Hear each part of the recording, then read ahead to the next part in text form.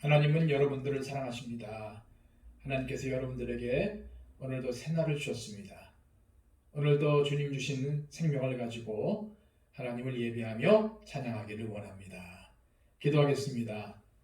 전능하시고 은혜로우신 아버지 하나님, 오늘도 우리의 모든 삶을 살피셔서 하나님께 예배하며 무릎 꿇음으로 이 하루를 시작하게 하심을 감사드립니다. 오늘도 주님, 연약한 우리 모두에게 힘을 더하여 주시고 부족한 우리 모두에게 하나님의 성령을 채워주셔서 오늘도 은혜 가운데 살게 하여 주시고 오늘도 하나님의 은혜에 감사하며 이 하루를 살아갈 수 있도록 인도하여 주옵소서. 오늘도 갈 바를 알지 못하고 헤매일 때에 성령께서 우리의 삶을 인도하여 주시고 지도하여 주옵소서. 예수 그리스도의 이름으로 기도하옵나이다. 아멘. 다 함께 찬송가 494장 찬양 드립니다. 우리 힘차게 찬양했으면 좋겠습니다.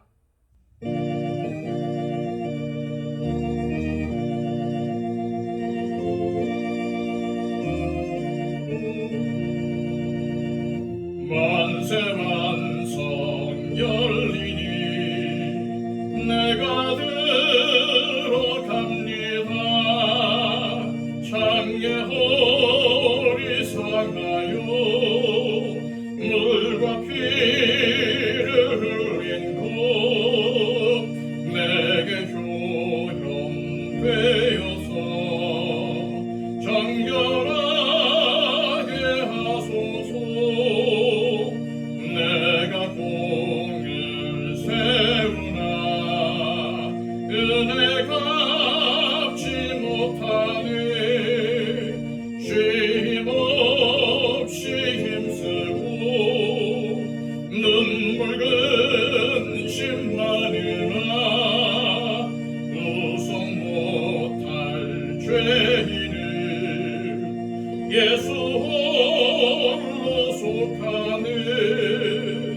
빈손 들고 앞에 가 십자가를 붙드네. 의가 없는 자라고 도와주심 바라고 생명샘에 나가니 나를 씻어주소서.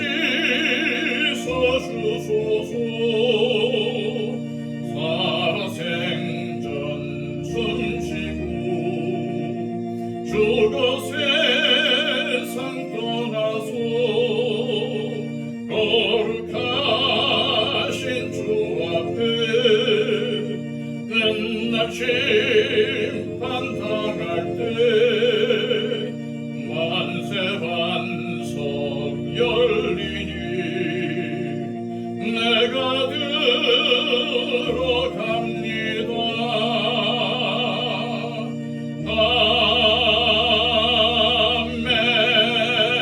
아멘. 이 시간 하나님께서 우리에게 주시는 말씀은 구약성경 시편 77편의 말씀입니다. 시편 77편 1절로 20절까지의 말씀. 내가 내 음성으로 하나님께 부르짖으리니 내 음성으로 하나님께 부르짖으면 내게 귀를 기울이시리로다. 나의 환난날에 내가 주를 찾았으며 밤에는 내 손을 들고 거두지 아니하였나니 내 영혼이 위로받기를 거절하였도다. 내가 하나님을 기억하고 불안하여 근심하니 내 심령이 상하도다. 주께서 내가 눈을 붙이지 못하게 하시니 내가 괴로워 말할 수 없나이다.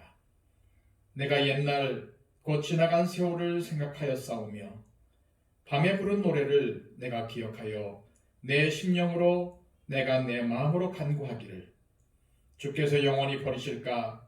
다시는 은혜를 베풀지 아니하실까? 그의 인자하심은 영원히 끝났는가? 그의 약속하심도 영구히 패하였는가? 하나님이 그가 베푸실 은혜를 잊으셨는가? 노하심으로 그가 베푸실 긍휼을 그치셨는가 하였나이다.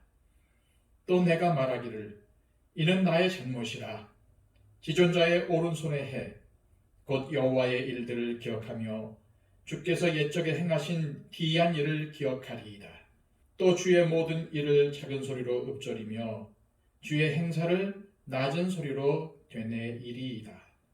하나님이여, 주의 도는 지극히 거룩하시오니 하나님과 같이 위대하신 신이 누구오니이까. 주는 기이한 일을 행하신 하나님이시라. 민족들 중에 주의 능력을 알리시고 주의 팔로 주의 백성 곧 야곱과 요셉의 자손을 속량하셨나이다. 하나님이여, 물들이 주를 보았나이다. 물들이 주를 보고 두려워하며 기쁨도 진동하였고 구름이 물을 쏟고 궁창이 소리를 내며 주의 화살도 날아갔나이다. 회오리 바람 중에 주의 우레소리가 있으며 번개가 세계를 비추며 땅이 흔들리고 움직였나이다. 주의 길이 바다에 있었고 주의 곧은 길이 큰 물에 있었으나 주의 발자취를 알 수 없었나이다. 주의 백성을 양떼같이 모세와 아론의 손으로 인도하셨나이다. 아멘. 오늘 시편인 시편 77편 역시도 아삽의 시입니다. 이 시편이 언제 기록된 것인지 알 수 없지만 극심한 환난날에 하나님께 버림받는 것 같은 자기 자신을 돌아보며 하나님의 도우심을 간절히 소망하는 기도를 담고 있는 시편이라고 할 수 있습니다. 자, 그럼 아삽이 어떻게 하나님의 도우심을 구하였는지 살펴볼까요? 1절 말씀입니다. 내가 내 음성으로 하나님께 부르짖으리니 내 음성으로 하나님께 부르짖으면 내게 귀를 기울이시리로다. 아삽은 내 음성으로 하나님께 부르짖는다는 말을 반복해서 말하고 있죠. 그것은 간절하게 부르짖고 또 부르짖는다는 강조의 의미이기도 하지만 자신의 상황이 그만큼 고통스럽고 힘들다는 의미이기도 합니다. 여러분들도 간절히 부르짖는 기도를 해보셨겠지만 정말 간절히 부르짖으면 허리가 끊어질 듯이 아픕니다. 그럼에도 부르짖는 것을 멈출 수가 없음은 허리가 아픈 것보다 내가 지금 처한 상황이 주는 아픔이 더 크기 때문이죠. 그리고 아삽은 그렇게 간절히 부르짖으면 하나님께서 들어주실 것이라는 믿음과 확신이 있었습니다. 우리 예수님께서도 말씀하시기를 그 밤낮 부르짖는 자에게 하나님 아버지께서 어찌 은혜를 베풀어 주시지 않겠느냐라고 말씀하셨습니다. 그렇습니다. 연약해도 상관없습니다. 부족해도 상관없습니다. 간절히 하나님만을 찾으며 온 마음으로 부르짖는 마음이 가난한 자에게 하나님은 놀라운 은혜를 부어주셔서 구원과 승리와 회복의 역사를 이루어 주신다는 사실을 믿으시기 바랍니다. 오늘 본문은 당시 이 아삽이 얼마나 힘들고 어려운 상황 가운데 있었는지를 알 수 있는 내용들이 나옵니다.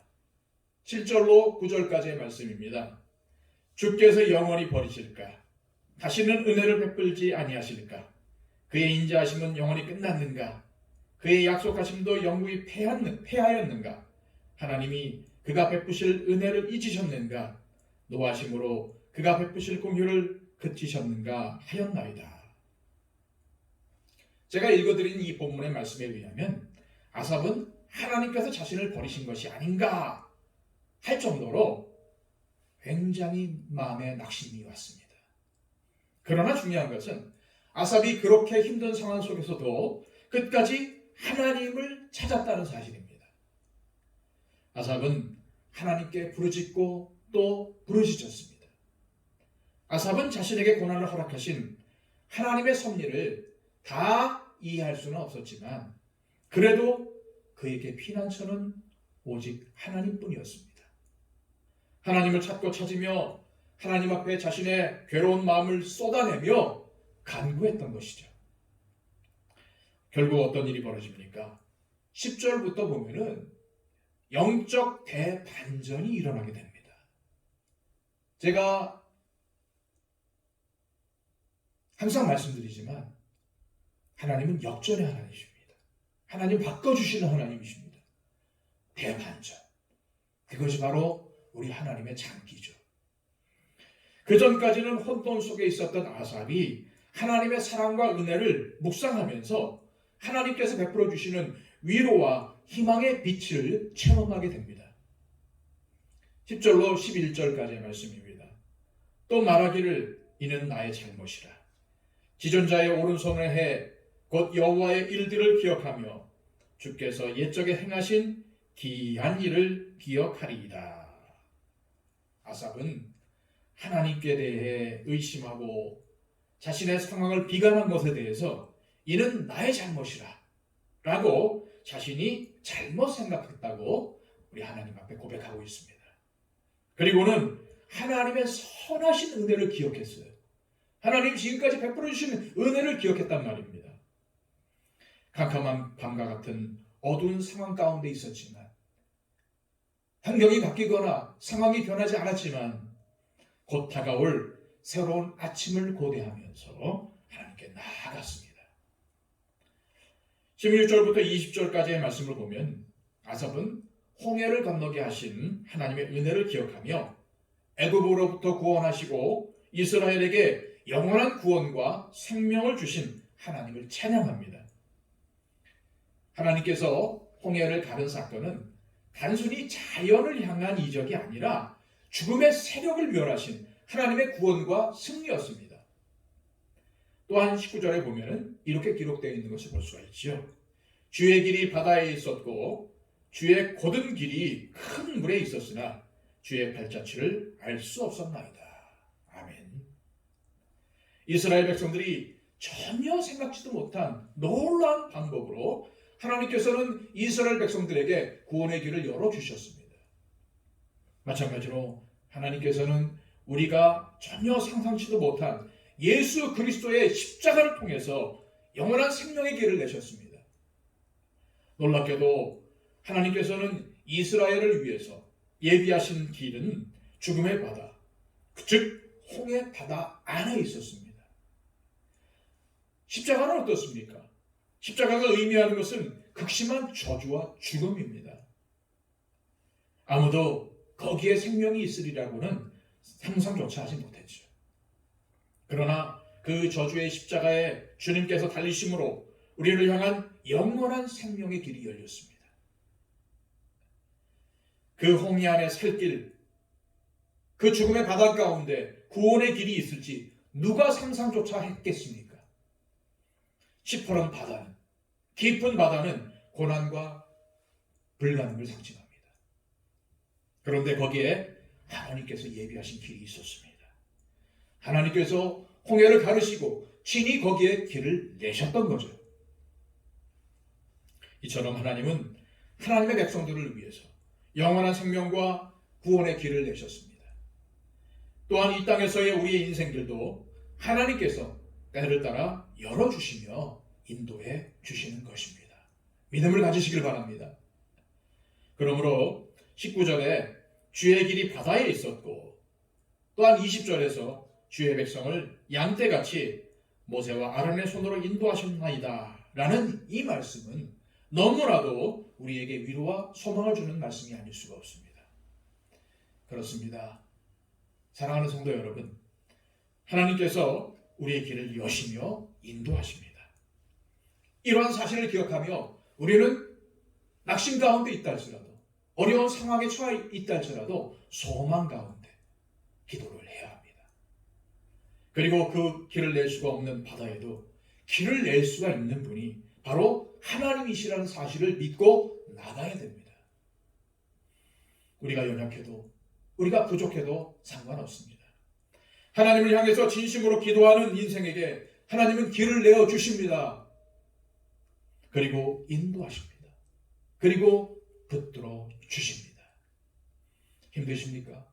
영적으로 침체되어 있으십니까?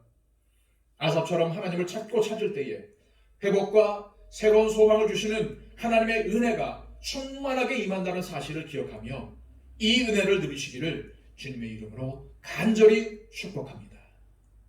기도하겠습니다.